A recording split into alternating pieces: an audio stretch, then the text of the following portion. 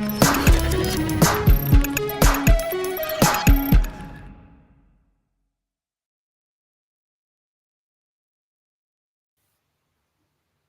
right, GitOps, right? What do you say?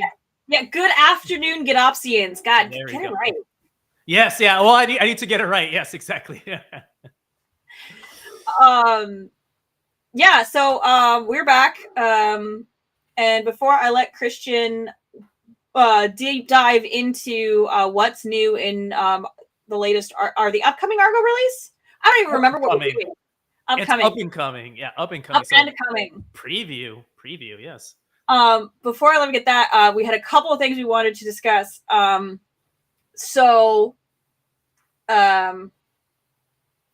think you wanted to start off with the CFPs for ArgoCon, right? Yeah. So for two things, right? So for the CFPs for ArgoCon, which is going to be in Europe, is closing soon-ish, right? February 10th. I'll throw some of these in the chat for you guys to see. So the CFP for ArgoCon, this is going to be co-located with KubeCon, Cloud Native Con in Amsterdam. So if you're in Europe, or even if you're not in Europe, you're planning on going to KubeCon, hopefully you can, if you're a GitOpsian, right? We would love to have you at ArgoCon. Hillary and I, we submitted CFPs, so we'll hopefully we'll get accepted and we'll be there. So that's closing soon, right? And also what's near and dear to my heart, CFPs for put that in the chat there, for GitOpsCon. So GitOpsCon North America. So I'm gonna have to be very crisp and clear on this. GitOpsCon North America is happening at Open Source Summit. I think I said that before, but Open Source Summit, which is in Vancouver, which is actually pretty cool. I haven't been to Canada in a while. Those CFPs are open. Those close, I think, on the 10th as well. So similar dates. So get those for everyone in North America, or if you're planning to go to Open Source Summit in North America, we're doing a GitOpsCon / CDCon from the CD Foundation, right? So they kind of grouped us together. But it's going to be multiple day, 2-day, multi-track. I believe we're going to have like 5 separate tracks, 2 days. It's going to get those CFPs in, right? So like we're going to have 2 days, 5 rooms. There's going to be a good chance that your CFP will be chosen, right? We're working, and by we, I mean the GitOpsCon planning committee, which I'm a part of. We're working with the CDCon planning committee. So even though it's separate at the same event, we're actually trying to make it to where it's one big happy family, right? Because CI/CD and GitOps, it's all related. So that'll be cool. So those are closing soon. Get those CFPs in. Yeah, I think you had one. Yeah. Announcement there. I mean, well, it's tangentially related. Speaking of the CD Foundation, there was a product release today, or 2 days ago. Excuse me. I saw the email today, but it was from 2 days ago on OpenShift pipelines, which released version 1.9, which is Tecton for OpenShift, right? And one of the things, in addition to the features and all the other change logs about the release, the other thing that they mentioned was Tecton has graduated from the CD Foundation, which makes them the second project to graduate from the CD Foundation after Jenkins. So more on that in the blog post that I shared there, because it's not mine and I shouldn't take credit for the language. Yeah. As I literally was just reading word for word from it for you. So credit where credit's due. But yeah, so take a look at that blog, learn more about that whole process, as it talks a little bit. It links back to a statement from the CD Foundation there. And then of course it actually goes deeper into what's going on with Tecton in 1.9. And maybe we should actually do a different episode where we talk about Tecton features or a release, down the line. Yeah, for sure. Yeah, it'll get it's all related, right? Like, so like this is the guide to the galaxy, right? So it's not just GitOps stuff, but like stuff that related, because it's just not, GitOps is just not like one thing, right? It's a one thing part of a bigger thing. So for sure, get the Tecton folks on. as we've definitely talked about it before, right? Git as the source of truth. It stands to, X as code, star as code, everything is code. Yeah. And so, but yeah, a lot of what the execution of that comes down to pipelines 90% of the time. Yeah. And so, yeah, I like Tecton and pipeline technology. Always have. Anyway, but I also like CD technology, and I also like Argo. Great shirt, by the way. Yes. Yeah. I love this shirt, by the way. It's this is the shirt that that the Acuity guys gave me. So Oh great yeah. shirt. I love the shirt. Are we having them on the stream in a few weeks? Like, you should have saved the shirt. I should have saved the shirt. Well, I have a few of these because they have them in different colors. Okay. I'm gonna wear the red one in the next one. But yeah, they're so kind of like a sneak peek. We're going to have the Acuity guys come on the next stream. Specifically, Nick, who is the dev advocate there. I asked Daniel. Well, I indirectly asked Daniel to come, and I was told indirectly that he wasn't going to come on. So I'm going to shame you, Daniel, on the stream live. So I'll probably get a message from him soon. Yeah. Yeah. When you said Acute, I was like, oh, cool, we're gonna have Daniel, and you're like, no, and I was like, Oh, who else do we know besides Daniel? yeah. What else do we know? Daniel. So yeah. So the Nicholas or Nick. I don't know what he actually goes by. I just always call him Nick. He hasn't corrected me, but he's gonna come on. So that's kind of like where I wear the shirt. The little sneak preview. Great. Well, I think that was it for the announcements. Yeah. So wait, I'm trying to think if there's any. Well, if it comes along, we'll just do it live, right? We'll just yeah, because I have our Slack message up, and the only thing we talked about besides those three things was the fact that I jinxed it. My husband finally got sick. Yes, yeah, exactly, yeah. So he finally got the Mr. Good white blood cells. Finally got sick. Yeah. So after all of my mentioning that his immune system is Herculean, and he didn't get COVID from me, and he didn't get the flu from me. He picked up COVID at fencing class. Him and a few others came down with it who'd never had it before. And now he's had COVID, and I was like, oh, I jinxed it. Literally the same week. Well, if you had fencing class, you should have said touche. You got. He should have said on guard, and then that would have immune system up, viruses out, right? Like, that's how that works, isn't it? Yeah, exactly. Oh, there you go. This is so many puns. But he's fine. He's doing well. He was a little grumpy about being sick because he never gets sick. So he's like, oh, this is terrible. It's like, yeah, it is. Yeah, it is. Yeah. I'm sleeping on the sofa. Yeah. Don't get me sick. Even 5 days. Yeah. Feel better. Yeah, feel better, right? Exactly. So we haven't seen him. He's staying away from everybody, but he's doing well. He's doing fine. My kids and I are still testing negative, so I'm not super concerned. But yeah, I was cracking up that I literally jinxed it. I had talked and bragged about his immune system, and it was like, watch this. Yeah, for sure. So there you go, jinx.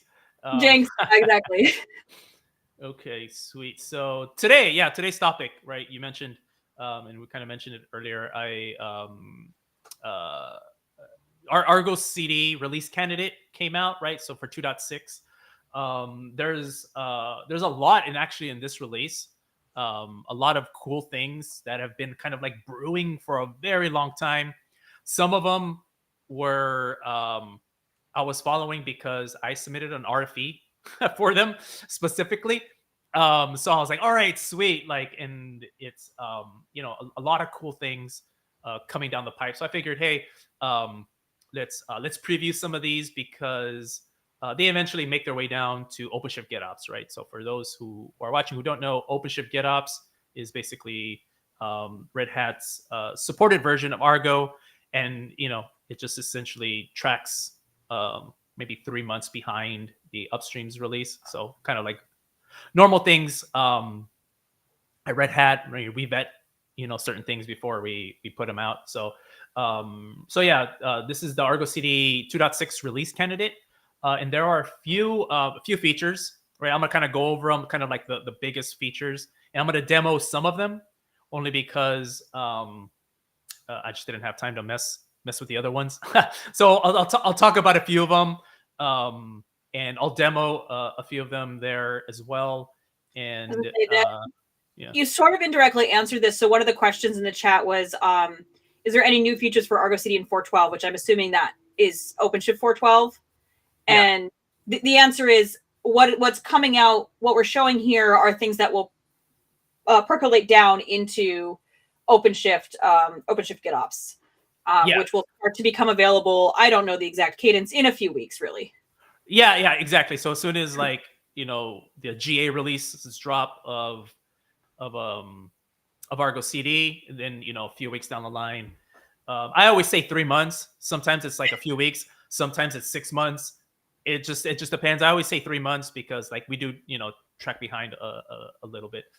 So let me actually makes sense to track behind a little bit, I think, most of the time. So yeah, it does make sense because it's like, you know, you want something that's vetted. Where exactly. So hopefully that answers that question satisfactorily. Let's see here. Let's share this. All right. Can you see my screen? I don't like yes. this. Let's do that. Yeah. Okay. Let me make it a little blurry. Can you make it? How's that? Better. Why is it's still kind of blurry? Is it blurry to everyone else? I don't know. Drop in the chat if it's blurry or not.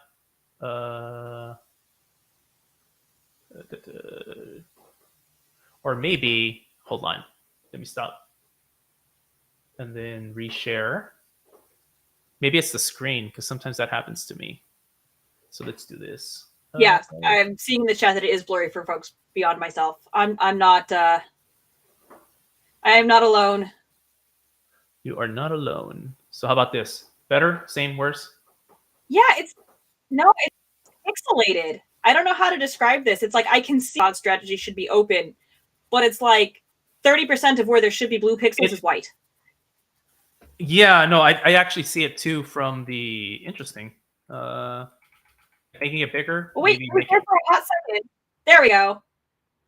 Mobile view works. Fine. That's 300%. Just let me know when it starts getting worse. I feel like I'm at the eye doctors. I know, right? Eye doctors, right? Yeah, it's like same, worse. This is fine. It's not perfect, but we can read it clearly. Yeah, it's like you know, same, worse.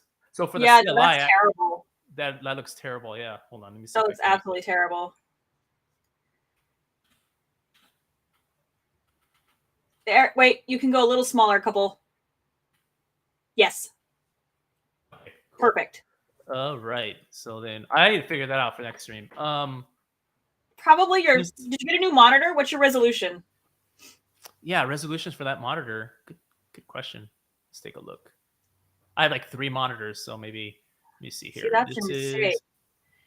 I have the one ginormous monitor. Yeah, 1920 by 1080. That's like normal. Oh, yeah, that shouldn't do that. That's weird. Yeah, this is a new machine, so maybe it's just something, I don't know. I need to figure it out. Okay, we'll play with that. We'll fix it in post. We're not going to. Yeah, we'll fix it in post. That's right. Yeah, exactly. We'll There's no post. right? There's no post. All right. So then, all right. So the first, let me make this bigger again. I don't know where we were.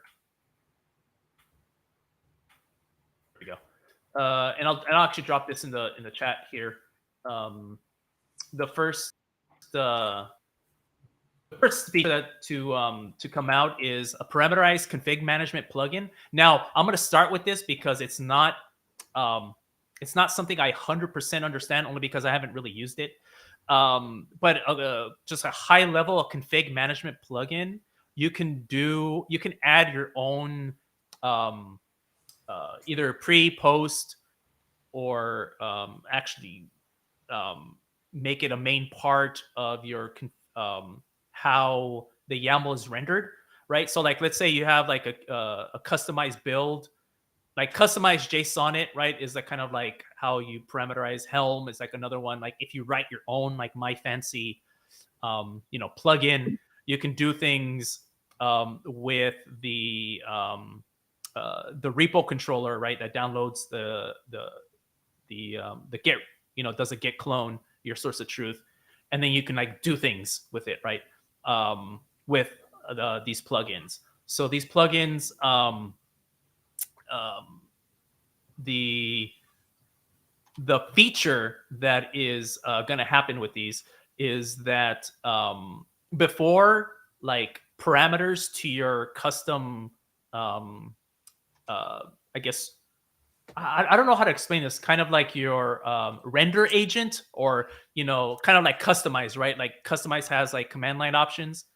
Like, what if I have like my own, my fancy CLI, right? Like it has parameters you can pass to it. Before, the only way to pass parameters to it was via environment variables, and there was no way to discover what those environment variables were.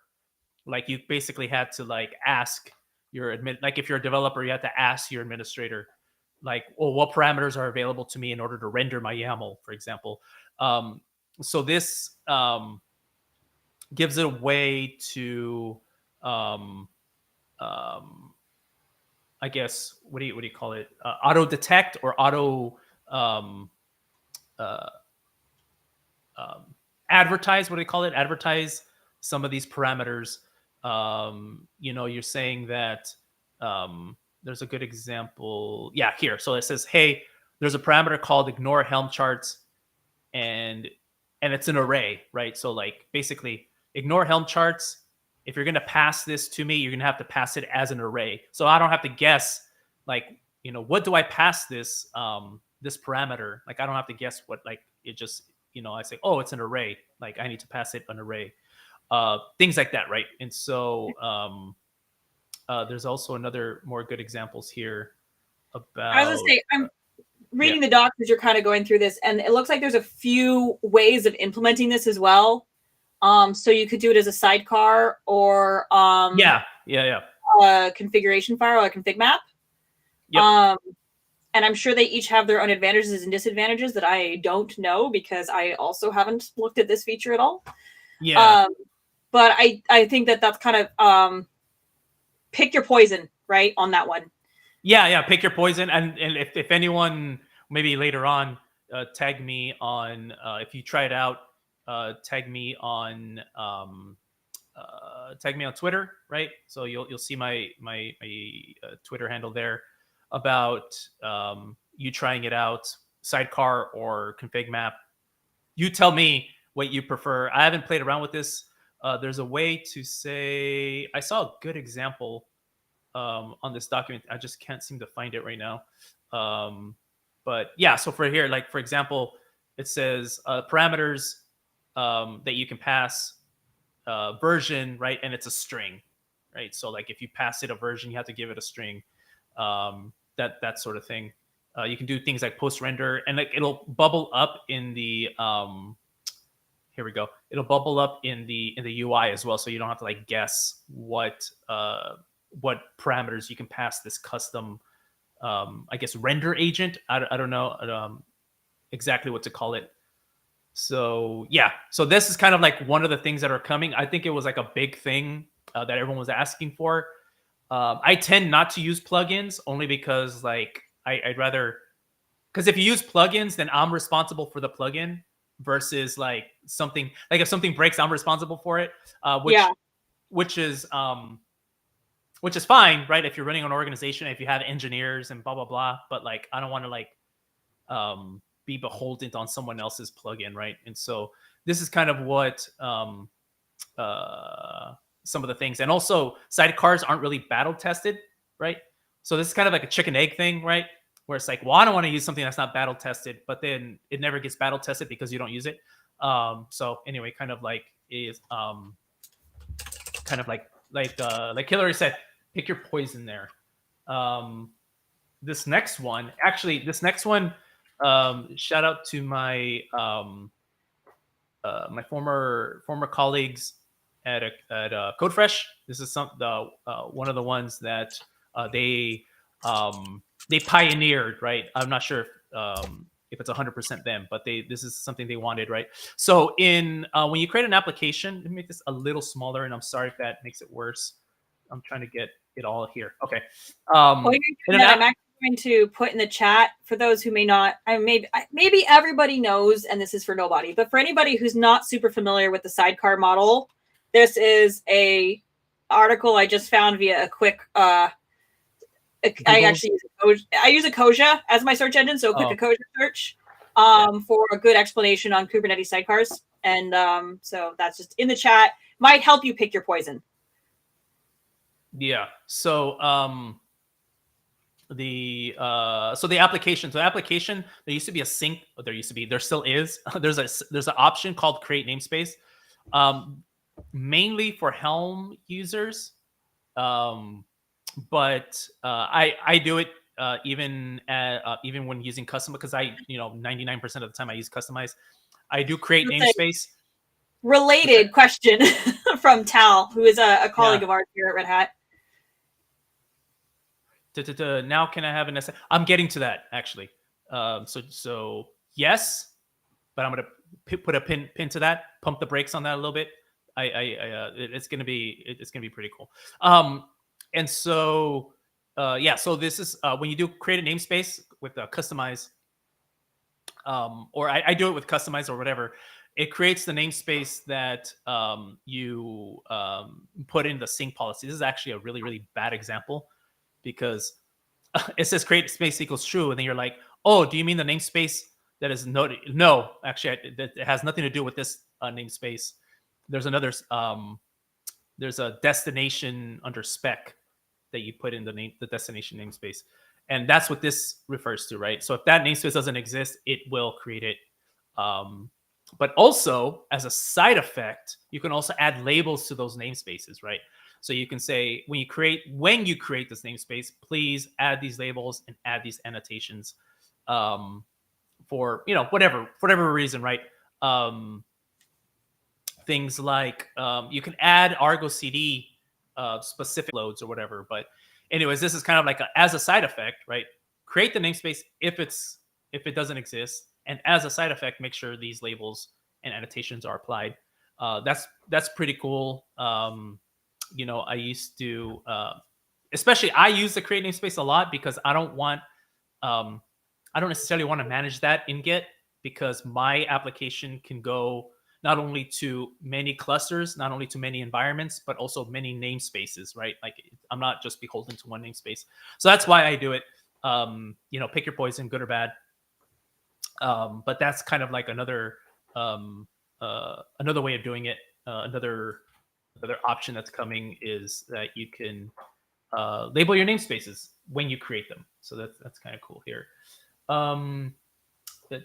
Copy this. So another one, and then I'll actually get to demoing some of this, is that you can now use Google Cloud Source, right?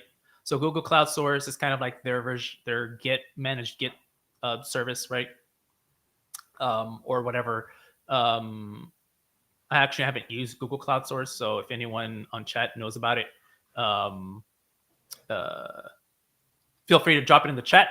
But now you can actually specify the Google account key, right? And like the source repository.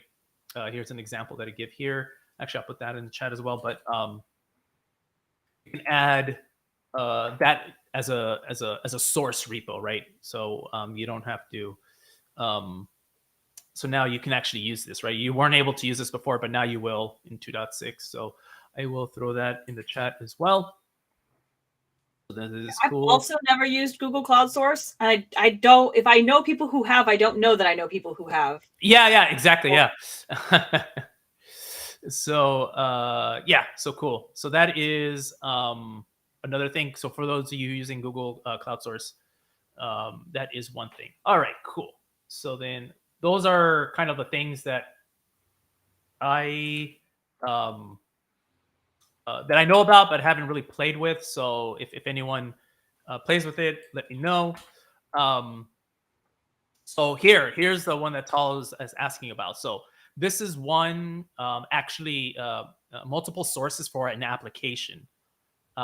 So this is one that actually, so kind of a shout out to our engineering, right? This is something that came from Red Hat engineering, right? Red Hat engineering wrote this. And essentially, so what happens is that before you can only specify one source, right? So you can say source Helm chart, source Git repo, but you can never, it was one, right? You can never either, you can have one or the other, but not both. But now sources, notice the S, sources allows you to specify multiple sources, right? So you can have something like a Helm chart and a customized repo be part of one application. So this is, and this is something I played with. Oh, actually, let me start the cluster first before before anything else. But that is something that'll take a few seconds. But so that is something that you can do now in 2.6. You can specify two sources. And then there we go. So let's install the release candidate. So for the release candidate, it's here. So for those who want to follow along, you can. So let's install Argo. Very copy pasta here. That's one. And then let's get pods.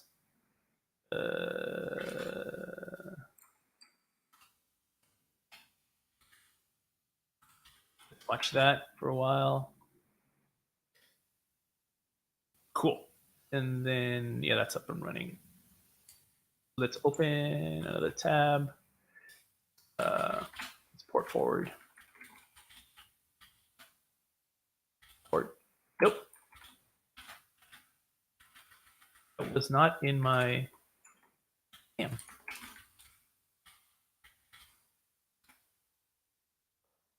Okay, so this K in Argo CD, port forward, SVC,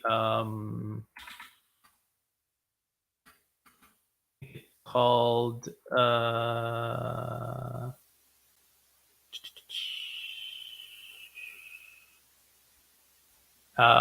server, I guess, and then we'll do the one magnification. You're blurry again. It looks like it's smaller than it was last time I told you it was fine.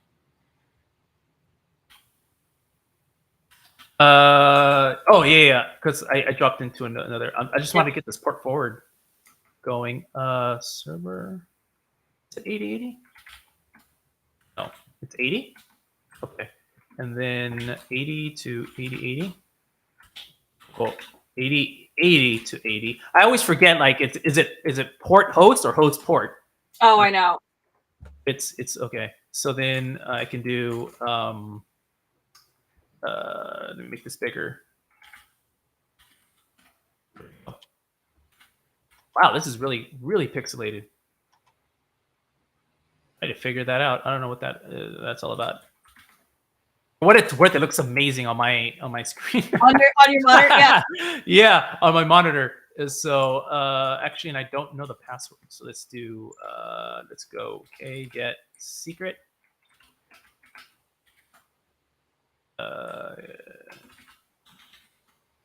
Initial admin secret -o YAML.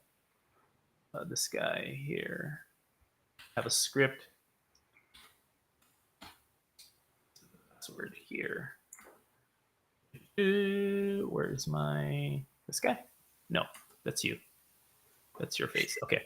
That's my face. I'm like, yes, no. That's not what we're looking for. Okay. That's not what we're looking for. It's your face, but not what we need right now. All right. So I have a release. Yeah, not what we. Yeah, it's fine, but it's just not what we need right now. Yeah. So let's my example. Let me see here. What did I call this?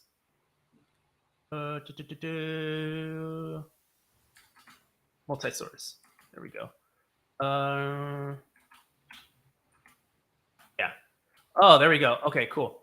So in this example, right, I have note it's sources and not source. There's gonna be a lot of people making that mistake, so I'm just gonna say it over and over again. They're gonna be like, I tried it and it didn't work. I'm like, is it plural? So yes, yeah, I was actually going to ask that question, which is on the pluralization. I assume pluralization is required for you to have two, but will it break the opposite way? If you say sources and you only have one, are we breaking? Is it sources forever now? It's source. If you have one, it'll work because it's an array. But if you have, if you have a source, it'll break if you have like source and you have multiple. If multiple, it won't work. And also, if you use source and sources takes over, right? It'll just ignore the source field, right? So just kind of here. So I have so I have here. This is a, what do you call it? A customized, right? Just straight YAML repo.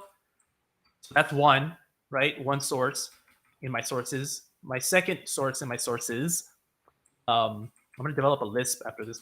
I have I have a Helm chart, right? So I have a Helm chart, which I'm just installing MySQL, right? And I give it, whatever op parameters it has here. And then finally, I have another repo um, of just YAML, right? So I have one application, but I have three components, I guess, for that application. I have three sources, one for each, I guess, stack, right? And then so then if I do k apply -f, I go back. So this is kind of like blue screen of death. You're gonna not since it's a release candidate, not everything 100% works. So what do I say? Unfortunately or fortunately, it'll say missing. Like you won't see the normal,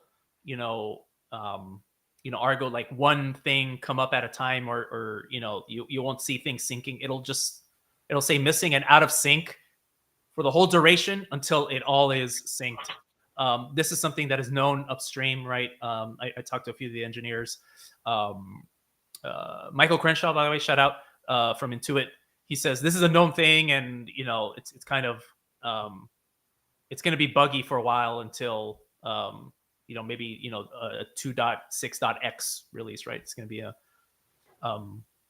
so this is here, and if I go here, I do get apps, right? There's one app in Pricelet, right? I have my my database is coming up, so that's good. And then that should, okay, cool. It started creating a lot of things. And I always just kind of like hard force it while that's coming up. Yeah, see, so then now my front end is coming up. And after that, it should be, yeah, there we go. It should be running. I have a batch process. Okay. Finished.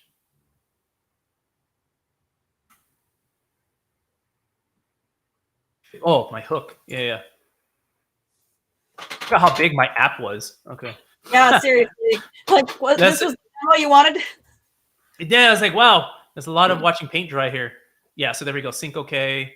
So it should be running. There's going to be, like I said, bugs, right?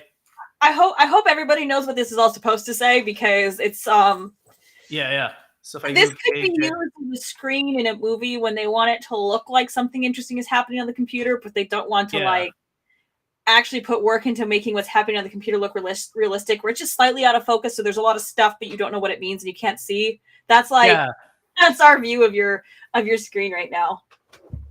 So hold on. At some point. So now it turned all green, and if you didn't see, I actually had to hard refresh it for it to actually see it. So that's kind of how that's kind of how this is. This is actually really cool. This is actually something that I know I've got pinged on a lot. It's like, oh hey, can you put multiple sources? And my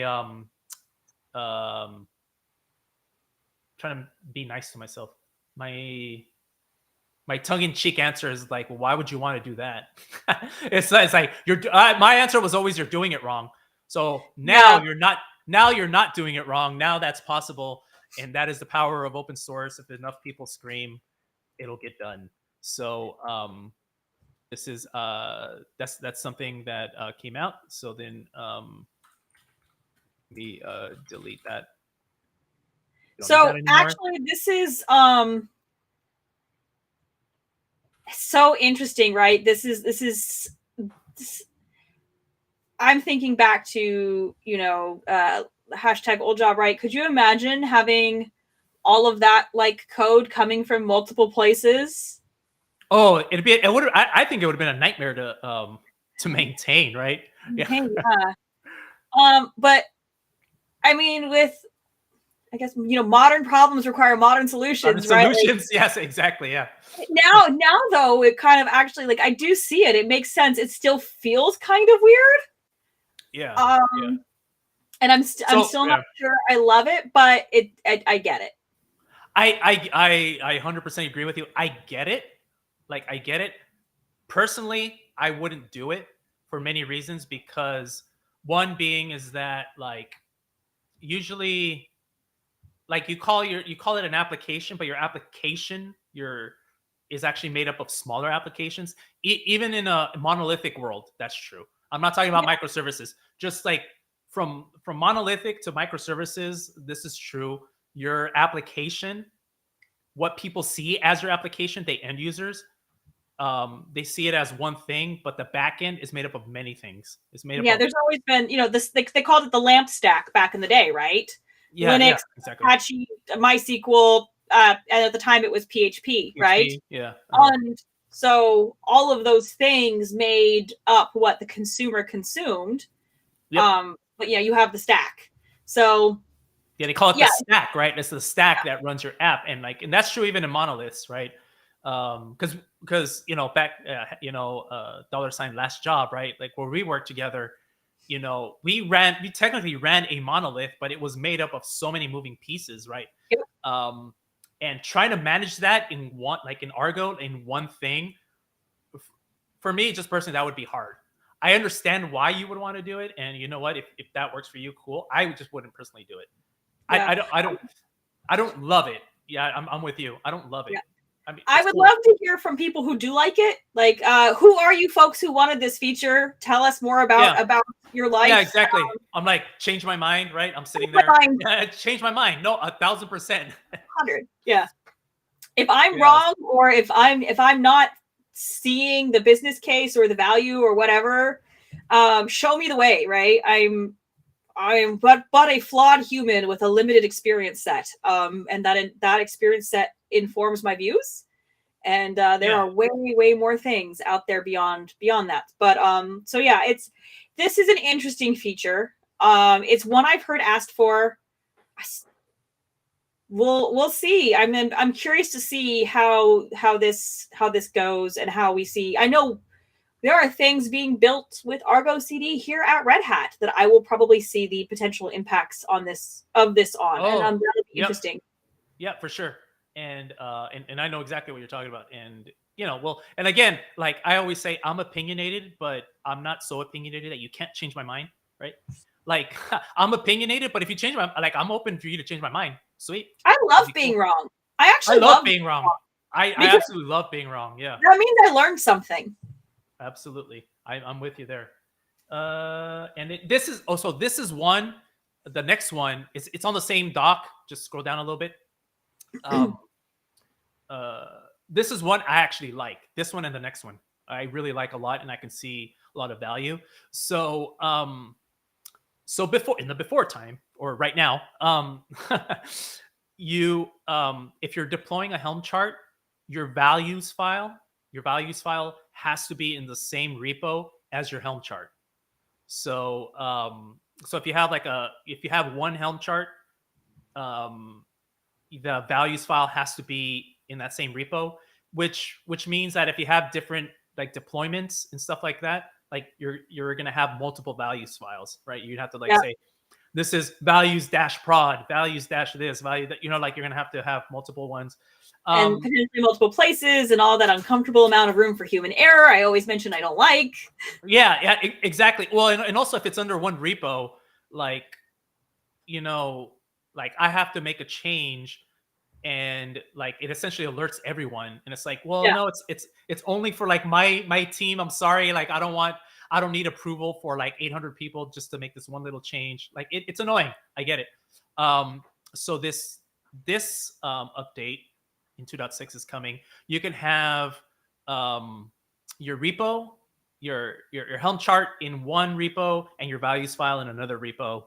Hallelujah! Everyone rejoices. I really like this as well, because I'm mainly a consumer of Helm charts. I think maybe I wrote maybe like a handful of Helm charts. Just Mostly because I made you.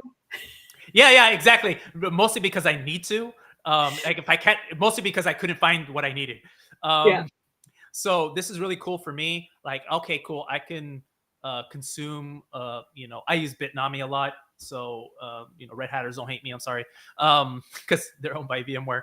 I use Bitnami's Helm charts a lot just because I know they work. And so, I hate. I didn't hate. It was kind of annoying writing umbrella charts just to have, for different, have like 5 umbrella charts for each for my different deployments. Well, now I could just point to them directly, and then my repo has the values file. So here, the way it works is that you have, you kind of do same things you would. First, you need the resources, not resource. So you have to use sources. And then second, this stuff is just normal Helm chart, Argo CD stuff, right? That you do normally. But then you see this weird dollar value, right? So this keyword here, it doesn't have to be values, but I'm going to do it anyway. I'm going to use it just because that's the example. Refers to this, right? So you're saying for the values file, look at values, right? Which is this repo, right? Because that's your reference. And in this repo, which is down here, follow this path, right? So it's kind of, and then I have an example of that here. Let's VI again. External, right? So, so this is Cork's Helm chart. So shout out to Andy Block. He wrote this Helm chart, so I don't have to. And this is just a Cork's Helm chart, right? Kind of sample Hello World app. And it's a Helm chart, so it takes Helm values. So I have, but the values file, I'm storing it in my repo, right? So you notice the 2 different repos, and then the values, kind of like how I did that, and then this path is relative to my repo here. So let's do this. Do it live.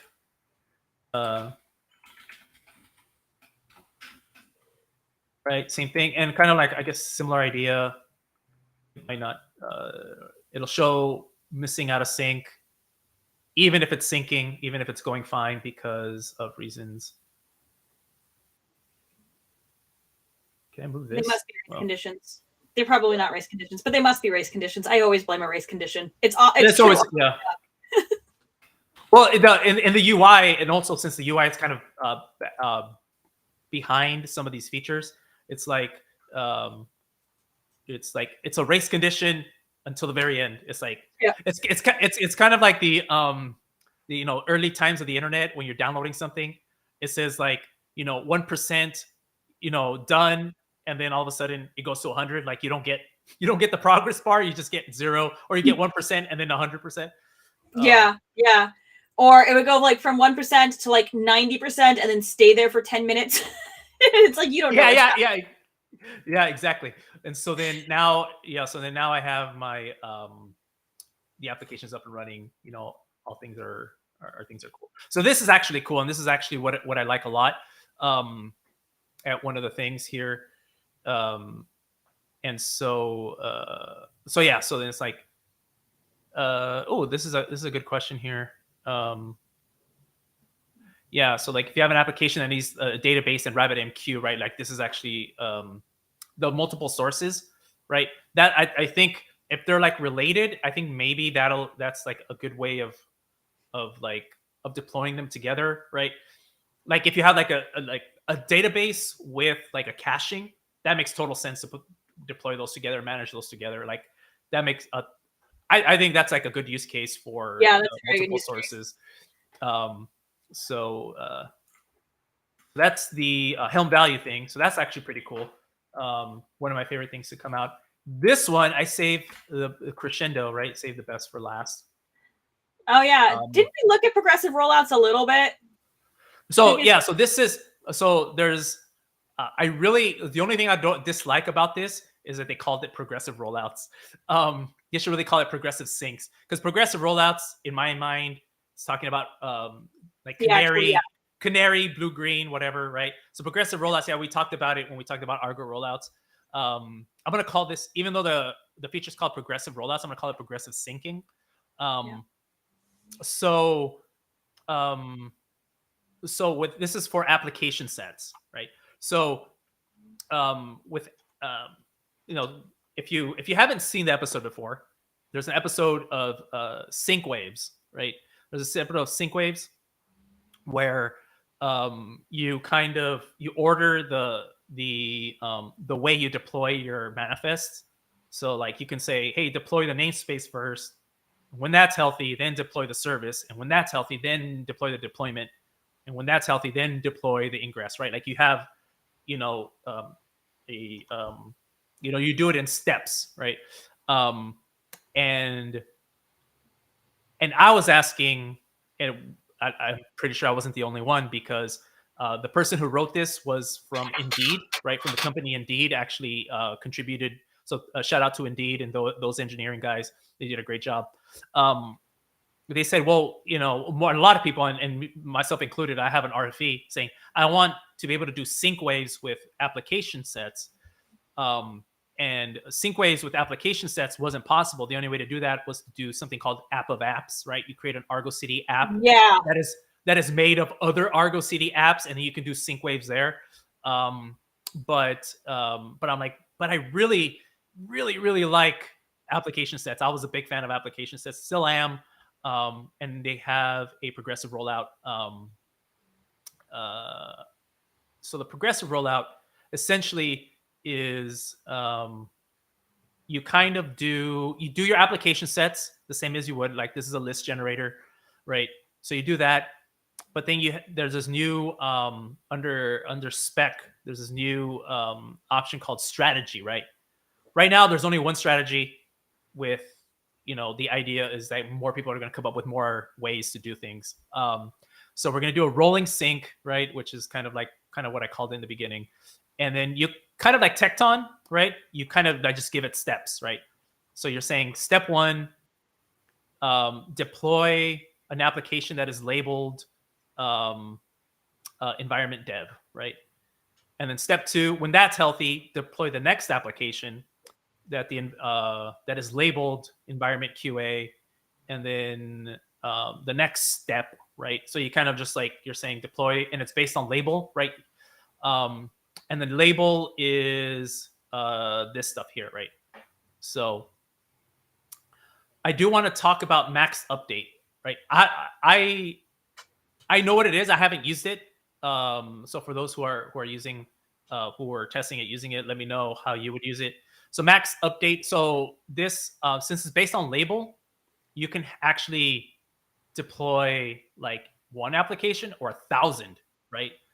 Because it's just based on label. If you label your application and it matches the label, it'll try to deploy it. So they have max update, meaning like here it says set to 100, but here is like 10%, right? So if you have like 1,000 and you set it to 10%, only deploy like 100 at a time, right? So they can only deploy 100, and once those are done, it'll deploy the next 100, and vice versa. 100% meaning just whatever matches, deploy it. 0% means don't deploy it unless I click on sync, right? You click on sync in the UI. You have this the sync button right here in the UI. So that's what 0 means. Don't deploy anything until I tell you to. So that's the max update. The way I would use it, I mean, I haven't really used it a lot, but the way I would use it is like if I had like a massive, like I don't want like this, broadcast, like my networking background, right? You have broadcast storm, right? Like you don't want like everything, because it'll just grind to a halt, right? Like, because it's like, no, deploy it, I would probably do it like 10% or maybe 25% of the time. Do it. I haven't ran massive infrastructure before, but big enough to where I would do like maybe 15%, right, 20% at a time. And my example, let's take a look at my example. Oops. Say on kind of like this, there's something Microsoft put out an article on safe deployment practices. And one of the things that they call it, what do they call it? They call it rings, I think. I literally just had ring-based deployment. And I'm going to link that. Yeah, link Yep. that. Oh, we are using this actually as the basis for how we're going to be implementing a similar practice in one of the Red Hat services. And that was an extremely exciting architectural discussion. Yeah. So shout out to I would have nerded out so hard on that with you. I'm like, oh yes. So we saw I saw the architectural proposal for that, and it linked back to this source, and I was like, I love that you linked your source.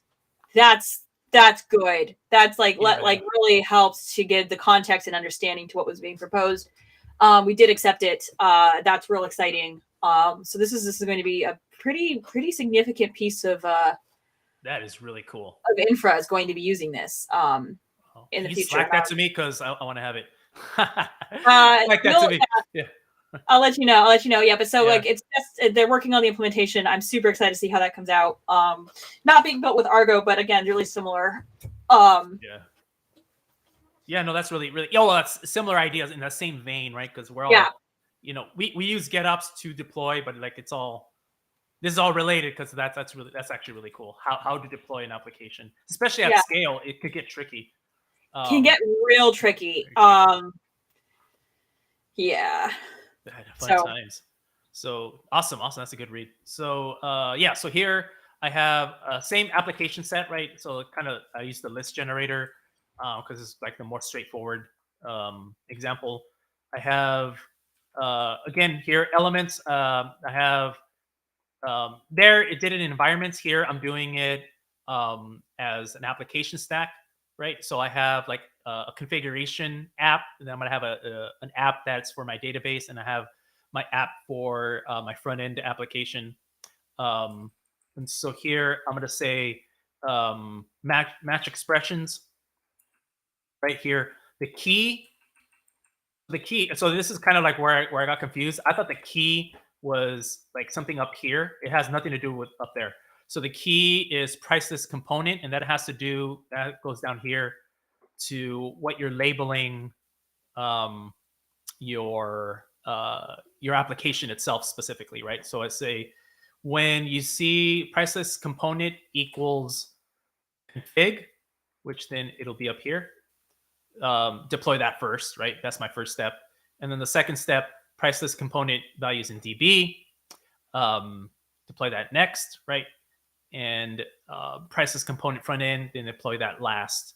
I commented out max update because I'm only deploying it to one cluster, so it doesn't matter. 10% of one is, I don't know if it's going to do a fraction of it. I don't know. I think it rounds up. So I read the doc. It actually rounds it up or down depending on like, it won't get crazy, right? Yeah, I was gonna say there must be some math in there, otherwise no one is going to be doing that math by hand for these, so it has to do something. Yes, exactly. Yeah, and floating point math is hard in computers, by the way. It's stressful, and so which is why NVIDIA has a big presence in out there. So floating point math. So a few caveats. Yeah, few caveats. One. What's that? I'll say I have friends in accounting, and early accounting software and decimals was not a fun time. No, it's not. No, floating point math back in the day, yeah, for sure. So caveat is that if you like me, and I left this in here just to make the point, if you have a sync policy of automated, if you have a sync policy of automated, right? So automated sync policy, self-heal, all that stuff, and you're using rolling sync, it'll be ignored, meaning that the application set will take away auto sync from the from the application, and that is because the application set is responsible to do the syncing now, not your application. So you kind of have to. For me, that was kind of like a paradigm shift. I'm like, oh, okay, the application that gets generated no longer is governed. No longer governs itself, right? Is the application set that governs it. So I left it in there because so that way you can see what gets generated. But first, so by the way, this is going to be an alpha feature when it goes GA. So it's actually going to go GA, but it still won't be GA. It'll just be there for you to use and test.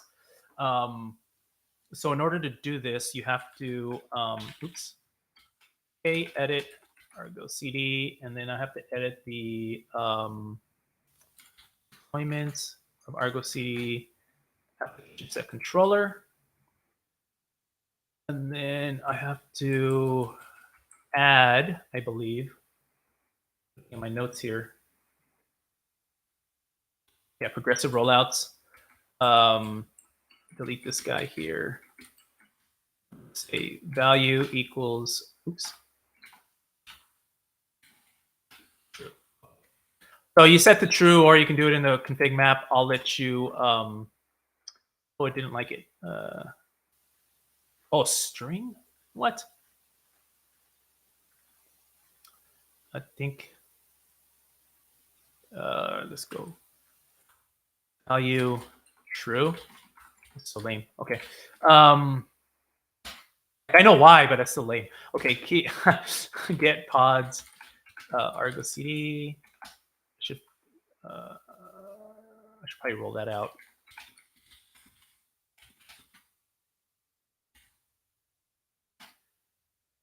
Delete that. Let that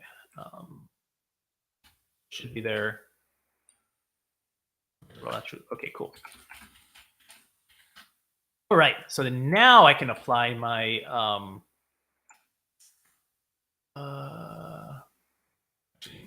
is this in the chat? I don't know if I put it in the chat, but let me do it. Anyway, actually, I'm gonna make this smaller, and I'm sorry that you guys are gonna get pixelated, but I think it shows. There we go.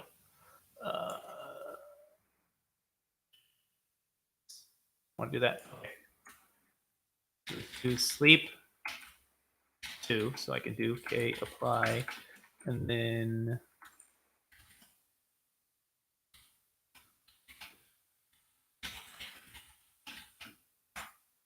okay. So then this will create an application, right? So first, it creates them all at once, and then it says out of sync, and then it'll first deploy the configuration, right? Because that was first on my list, and then it'll deploy. Oops, configuration. Yeah, configuration. That's on my list, and then it'll deploy the database, which is deploying now. Once that's healthy, then it'll deploy the front end, right? So it'll kind of just like it'll do it, 1, 2, 3 that way. And so one thing I do want to show. Just letting you know, I don't have a super hard stop, but we're coming up on the top of the hour. Yes. Yeah. So then one here, it created 3 of them, and then I kind of wanted to show the fact that that the sync actually a better way to do this is to do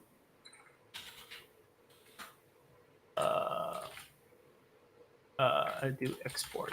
Yeah. So sync policy, notice how the automated sync policy was removed, meaning that Argo CD will the application set removes that, and the application set then becomes the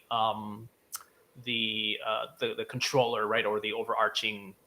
It now takes responsibility of the syncing, which makes sense, right? If the application set creates applications and you need it to sync in a certain order, the logic needs to be higher up. Yeah. So so that's kind of like you have to keep that in mind when using this feature. So which is one of my favorite features of Argo that's coming out in 2.6. So So yeah, there we go. That is, we actually did it in the hour. Yeah, we did. We did. That is a preview of 1.6. If you guys want to read more about it, William Tam is an engineer here at Red Hat, wrote a blog about it with all the information and links to stuff like that. I dropped that in the chat that you guys can read up on it some more. And yeah, that's it. I need to figure out that pixelated thing. I have no idea what's going on there. I have an NVIDIA card. Speaking of NVIDIA, so it shouldn't be an issue. Maybe it's Chrome. I have Chrome. I'm using Chrome. Maybe next time I'll use another. I mean, for the browser. Chrome is recommended for but I honestly stopped using Chrome a while ago because it wasn't working. Yeah, I get like a bunch, like certain things would never, like Gmail would never load, or Twitter would never load in Chrome anymore, only on this computer. Yeah. And I like flushed all the DNS caching on my computer. I uninstalled and reinstalled Chrome. Like it does not get fixed, and it's the weirdest thing. Opera works fine. Firefox works fine. I have abandoned Chrome. Yes. No idea why. And no, I did not open a bug report because that was way too much work and I wasn't doing it. And usually Google doesn't work on bugs unless it's in their best interest. Yeah. I may be wrong. So at least with their products, in open source, they're great, right? But at least with their products, I've noticed that like if it's not in their self-interest, they're probably not going to fix it. So I usually just abandon not opening bugs. Yeah, exactly. I forget what it was. I did open a bug with them one time, and I actually got like response and engagement, and they were like, "We can't figure this out. We don't see it." I'm like, here's screenshots, here's logs, like it is all of the evidence of it happening, and like we can't reproduce it. I'm like, yeah, it works on my computer. Yeah, it works on my computer. I'm like, that's yeah. Anyway, and I was like, what it was actually on my phone, because I have a Pixel, and it was all notifications were silent, even though I like specifically like had like this notification should never be silent. It should bypass my do not disturb. I was missing all kinds of important stuff on my phone. I was and I was an SRE who was on call. I couldn't have my PagerDuty app was not alerted. Yeah, exactly. What's funny is I use Fedora, and I've been liking using Edge for Microsoft on Fedora. On Linux is actually really good.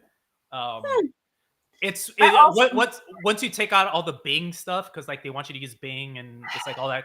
Once you get rid of all that, it's actually a nice browser to use on Linux. I've had nothing but good experiences, so that's kind of my takeaway from that. That's interesting. I've loved Opera for, I don't know, forever. I'll always love Opera. Even when it doesn't work with stuff, I'll open a Firefox with stuff that doesn't specifically work with Opera, and then everything else is in Opera. You are like the last user of Opera. They actually have a specific, I forget the name of it. They have a specific version of Opera they've developed just for gamers that has different settings and everything for gamers. So I'm not the last user. You're like, there are dozens of us. 3 of us at least. So, there are at least 3. So that's that. Well, Christian, thank you for the great stream. As you know, I did not do any reading or pre-preparation so that I could follow along and learn just from you. And I did learn, so thank you for that.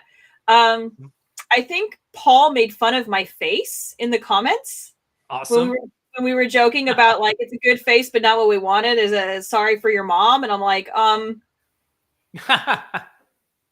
okay, yeah, all right. We're not friends like this. So no, exactly. No. So let's not do that in the comments, guys. I'm pretty thick-skinned, but like, no, let's set good examples for people. Yeah.